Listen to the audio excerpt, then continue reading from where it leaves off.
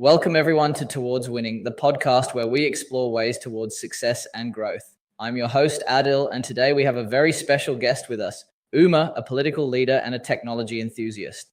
Our topic for the day is the future of AI, youth innovation, and global adoption. Welcome, Uma. Thank you, Adil. It's great to be here and have this conversation about what I believe is the most transformative technology of our generation. Absolutely.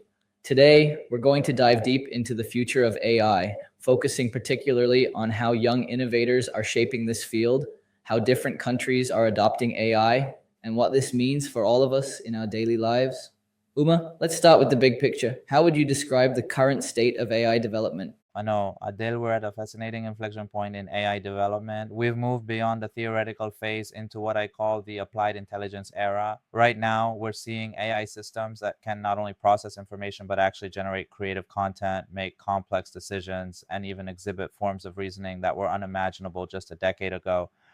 What's particularly exciting is how this technology is becoming democratized. It's no longer confined to elite research labs. Today, a college student with a laptop and internet connection can build AI models that solve real world problems. And the barrier to entry has lowered dramatically, which is why we're seeing this explosion of innovation from young people around the world.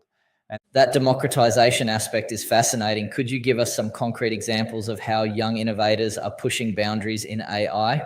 Absolutely. Let me share a few remarkable cases that really illustrate this trend. First, there's the story of a group of university students in Nigeria who developed an AI system called Farm Assist. This platform uses machine learning to analyze soil conditions, weather patterns, and crop health through smartphone images. What's incredible is that it works offline once trained, making it accessible to farmers in remote areas with limited internet connectivity. What these examples show is that young innovators aren't just adopting AI, they're adapting it to solve hyperlocal problems that global tech giants might overlook. They're bringing fresh perspectives to the field, unencumbered by traditional ways of thinking. Those are incredible examples. What do you think enables young people to make such significant contributions in this field? There are several factors at play here. First, the educational resources available today are unprecedented. Platforms like Coursera, Fast AI, and even YouTube have made high quality AI education accessible for or free or at very low cost. Second, the open source movement has been transformative. Young developers can build upon the work of others rather than starting from scratch. But perhaps most importantly, young people today have what I call digital native intuition, and they've grown up in a world where where technology evolves rapidly. So they're naturally more comfortable experimenting with emerging tools like AI. They're not afraid to fail fast and iterate, which is crucial in this field. Let's talk about some specific sectors where AI is making waves. Could you walk us through some notable case studies? Certainly, let's start with healthcare, where AI is literally saving lives. One remarkable case is the work being done by Path AI in the US. They've developed machine learning systems that can analyze pathology slides with greater accuracy than many human pathologists, particularly in detecting early stage cancers. In one study, their AI reduced diagnostic errors by 85% for certain types of breast cancer. Another transformative example is in agriculture. The company Blue River Technology, now owned by John Deere, has developed See and Spray AI systems that can distinguish between crops and weeds in real time, reducing herbicide use by up to 90%. And this isn't just about efficiency, it's about environmental sustainability. In finance, JP Morgan Chase's COIN platform uses machine learning to review legal documents. What used to take 360,000 hours of human work annually can now be done in seconds with greater accuracy. These applications are mind blowing, but how does this translate to benefits for ordinary people? The downstream effects are enormous. In healthcare, AI means earlier disease detection and more personalized treatment plans. In agriculture, it translates to lower food prices and reduced environmental impact. In finance, it means faster loan approvals, better fraud protection for consumers. But beyond these sector-specific benefits, AI is creating what economists call the democratization of expertise. Through AI-powered apps, someone in a remote village can get medical advice nearly as good as what's available in a top urban hospital. A small business owner can access financial insights that were previously only available to large corporations. This leveling of the playing field is perhaps AI's most profound social impact. Let's shift gears and talk about how different countries are approaching AI adoption. What are you seeing in terms of national strategies? The approaches vary dramatically based on each nation's values, resources, and strategic priorities. China has perhaps the most comprehensive national AI strategy, with the government playing a central coordinating role. They're investing heavily in AI education, with plans to make AI a standard part of K-12 curricula. Their new generation AI development plan aims to make China the world leader in AI by 2030, focusing particularly on surveillance, smart cities, and industrial automation. The European Union takes a more cautious, ethics-first approach. Their proposed AI Act creates a risk-based regulatory framework, banning certain applications outright, like social scoring systems, while strictly regulating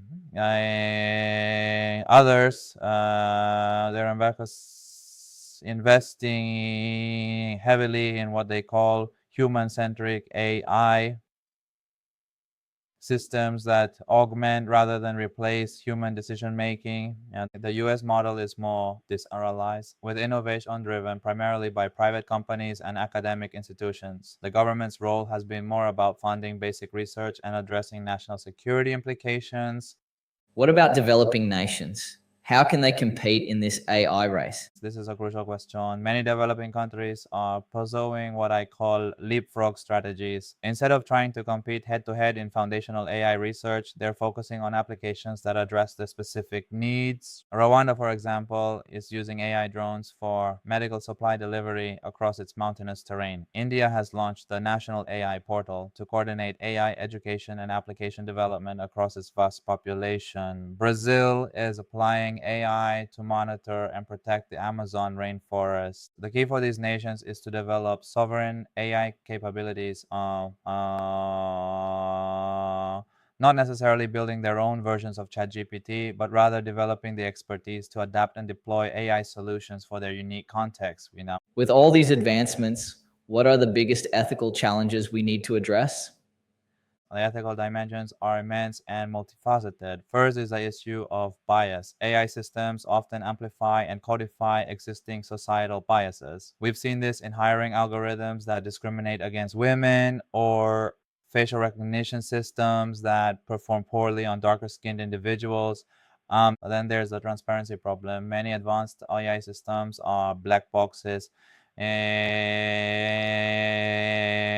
Even their creators don't fully understand how they arrive at certain decisions. And this becomes particularly problematic when these systems are used in high stakes domains like criminal justice or healthcare. The labor displacement issue is another major concern. While AI will create new jobs, the transition could be painful for many workers. We need robust retraining programs and perhaps even new economic models to address this. Looking ahead 10 to 20 years, where do you see AI taking us? I believe we're moving toward what I call ambient intelligence, OI, that's seamlessly integrated into our environments and daily activities, almost like electricity is today. It will be personalized, contextual, and anticipatory.